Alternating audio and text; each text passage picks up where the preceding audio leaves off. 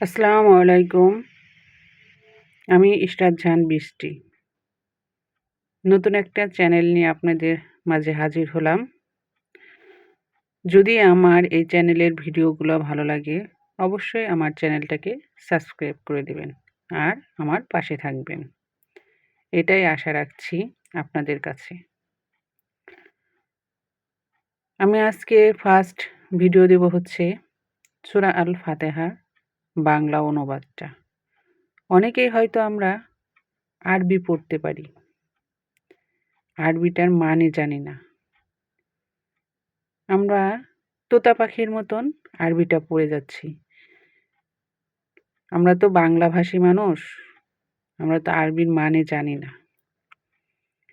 তাই আমি চেষ্টা করব বাংলাটা যে একটা সূরার মধ্যে কি বলা আছে এগুলো জানানোর জন্য আপনাদেরকে। ইনশাআল্লাহ আজকের থেকে আমি ভিডিওটা দেওয়া শুরু করলাম। পর্যায়ক্রমে ধাপে ধাপে একটা সূরার বাংলা অনুবাদ করে আপনাদের মাঝে ভিডিও দিব। যদি আমার ভিডিওগুলো ভালো লাগে তাহলে অবশ্যই আমার পাশে থাকবেন আশা করছি।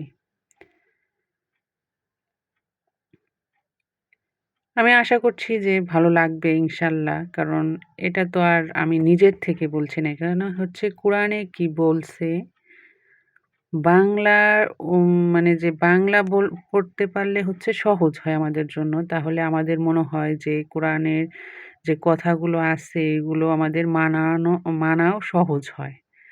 আল্লাহর প্রতি বিশ্বাস স্থাপন করা, আল্লাহ আমাদেরকে কি হুকুম দিয়েছেন সেসব জানা, মানে আরো আমাদের ইবাদত বন্দিগি মনে হয় আরোটা দৃঢ় হবে।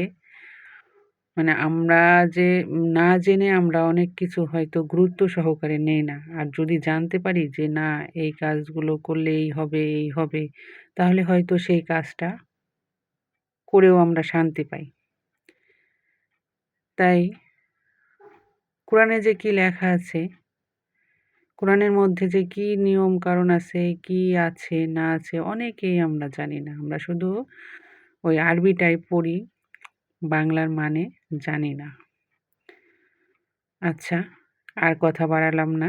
আজকের মতন যদি আমার কথার মধ্যে কোনো ভুল হয়ে থাকে তাহলে অবশ্যই ক্ষমা দৃষ্টিতে দেখবেন।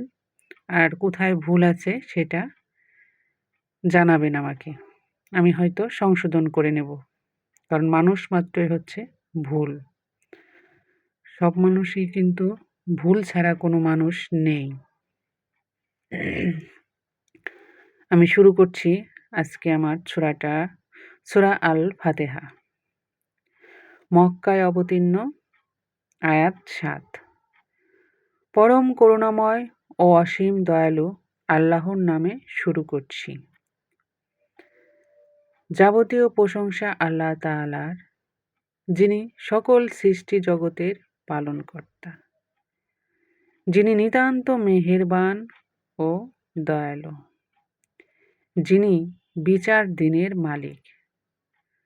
আমরা একমাত্র তোমারই ইবাদত করি এবং শুধুমাত্র তোমারই সাহায্য প্রার্থনা করি।